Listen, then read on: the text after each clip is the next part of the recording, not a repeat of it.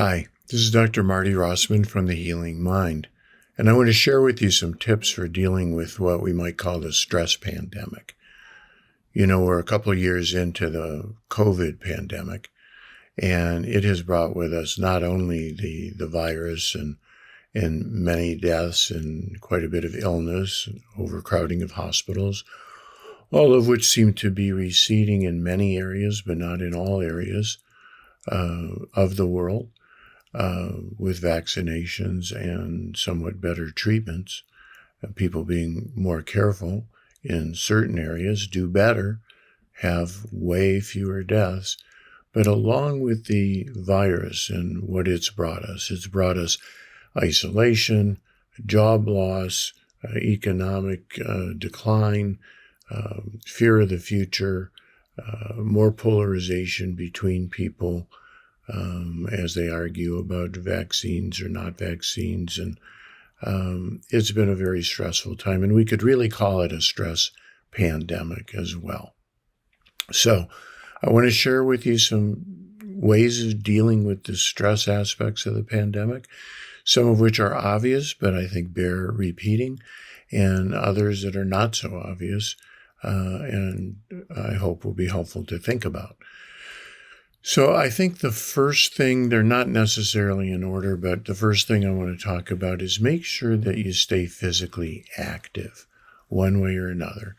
Don't let yourself become a total couch potato or sitting all day at the computer on Zoom meetings, either for your work or scrolling online or looking at QVC or playing games. All of those are fine. You need to do your work, but get yourself standing up at least once an hour. Really make an effort to get at least a 30-minute walk, ideally outside if you can. Get out in nature, breathe the air, look at the trees and the living things in the sky. Realize what a wonderful creation this world is, even with all of its troubles, most of which we have unfortunately brought on ourselves, but hopefully which we can use our intelligence to solve or resolve. In any case, get out and walk at least 30 minutes. Do some stretching if you can't walk, even stretching in place. There's tons of YouTube videos that will help you at any age group, and workouts of every kind that are free. Get together with friends outside, which will also help you reduce some of that isolation. Get your body moving. Don't sit in one place. Don't sink back in the couch and just let the media take over your mind. So that's number one. Number two, do your best to eat good quality food. It's easy, especially if you go into couch potato mode and withdrawal mode, to just eat comfort foods. Sugary, salty snacks, are okay here and there for a treat. They're not made to be the basis of our diet. They really do a number on our metabolism, which is the molecular machinery that charges our cells and provides energy for not only your brain cells, but all the cells of your body. So make sure you get good quality real food that has actually lived, hopefully recently. Try to eat organically as much as possible, and not eat so many of the additives and chemicals that we are not adapted to, and that can also cause us kind of health problems. So eat plenty of good, healthy food, plenty of vegetables, the ones that you like, fruits as well. Again, fresh, if you can get it, live, food that has energy in it. Take some time preparing it. It's another refuge from stress if you like to cook. Otherwise, one of the things the pandemic has brought is a lot of good prepared food and carry-out food, and if you select it properly, it can even be healthy food. Do things, number 3 is do things that you enjoy. Do things that get your serum fun level up. Just things that you enjoy for whatever reason, whether it's painting or coloring or making music or listening to music, watching comedy shows instead of watching the news all the time, being with friends, playing games, whatever it is that turns you on, that kind of makes it worth getting up in the morning. Make sure you get a regular diet of those things. Put them into your schedule so that it's something that you do on a daily basis, that you don't neglect that, because, a day full of just drudge and chores and doing the next thing you have to do without including some things that make life worthwhile, it's not really sustainable. You've got to do the things that make the grinding things worthwhile and doable. So give yourself treats, find ways to reward yourself, find ways to get some joy going, in the midst of all the trouble. There's an old story about an old Zen story about a Zen master who's getting chased by a tiger, and he's running from the tiger, and he comes to a very high cliff, and his only choice is to stay, getting eaten by the tiger, jump off the cliff. And he sees that there's a little branch that's sticking out a few feet below the edge of the cliff, and so he climbs down and he holds onto that branch. And the tiger's above him, and the chasm is below him. He's holding onto this little branch, and it starts to shift and crumble away.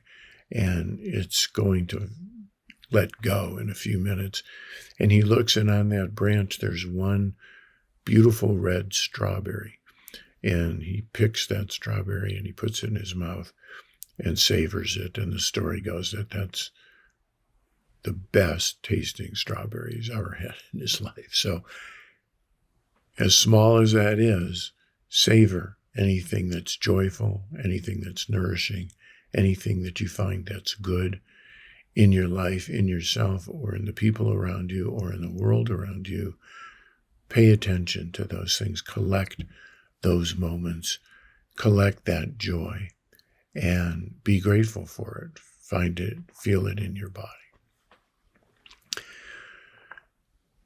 The next important tip, and I think this is very important, is limit your media and be very discriminating about your media.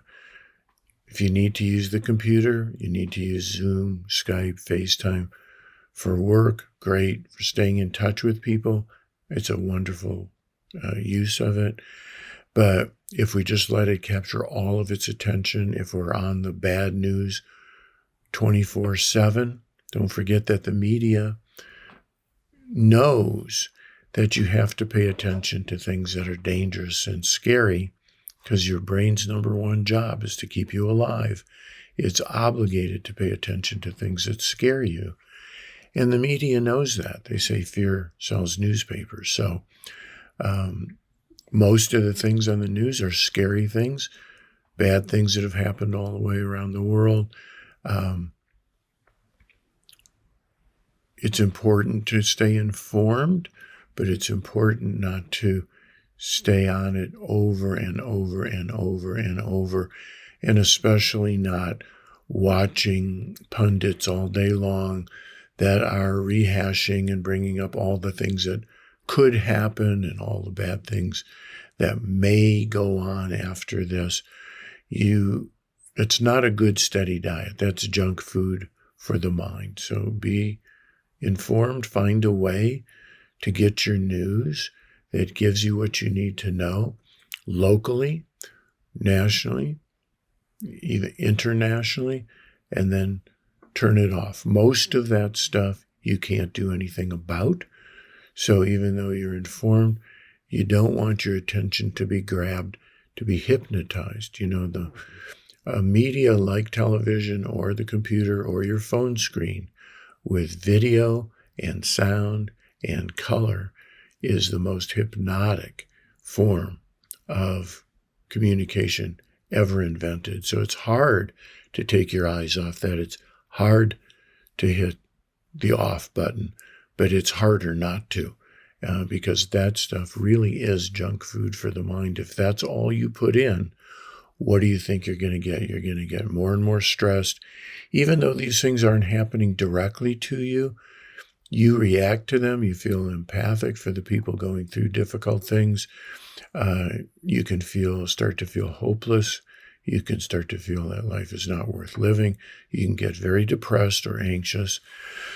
And there's plenty to worry about, but why pour it on? You need to limit your exposure to that. And then again, get outside, get some exercise, do some things you enjoy, connect with friends and family. Make sure you get your sleep. That's another. Make sure you get your sleep, that you're not staying up and grinding on and on with the television and the computer. Turn them off a couple hours before you go to sleep, or use blue blocking amber glasses in the evening. Try to turn that media off at least an hour before you go to sleep. And let yourself prepare to turn off the day. You've done what you can do. You'll give it another shot tomorrow. Let yourself get some rest and some restorative sleep. In the same way, if you know a good deep relaxation technique or meditative technique, make sure that you use that a couple of times a day. Use your breathing, your abdominal breathing, your slower, fuller breathing to bring your body down out of a stress response into a relaxation response. I have many resources that can teach you to do that, and there are many apps that are low cost or even free that will lead you through short relaxation and breathing exercises that really will start to move your body and your mind out of that ongoing stress response. We're not made to stay in it all day and all night. We've got to punctuate it and make some islands of time when you're calm, when your body can go back out of the fight and flight response into the rest and digest response, where it repairs itself, it refreshes itself, it recharges itself with nutrients, recharges the brain, and allows you to be resilient to go on and meet whatever stresses are going to come up. And so finally, besides turning off the media, I want to make sure that you don't pile on yourself by letting your own imagination, whether it's fueled by media or talk with other people, or just your own runaway imagination, thinking about all the possible things that could happen that you don't want to have happen. That's a form of internal media, you might call it, internal bad news. The imagination, unchecked and untrained, tends to run towards thinking about what could happen that you don't want to have happen. The purpose of that is so that you can avoid the danger and solve the problem. But it's very easy to let that become a bad habit and allow yourself to be grinding and mentally focused on all the worries you can't do anything about all day long.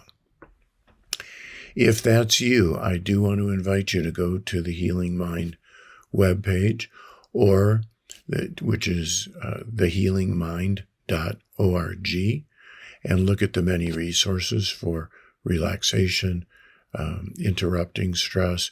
And I especially want you to look at the book and audio set called The Worry Solution, or my new multimedia online course also called The Worry Solution, which will teach you how to separate out futile, bad worry that creates more stress from good worry that solves problems, and teach you not only the deep relaxation, but resolution skills to resolve stress that you can, to let go of stress that you can't. That has its own webpage, which is theworrysolution.com. I invite you to check that out.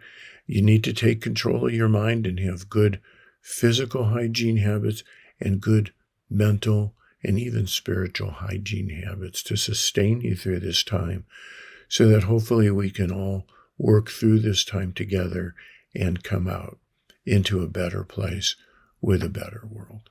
This is Dr. Marty Rossman, thanking you for your time, wishing you less stress and more happiness.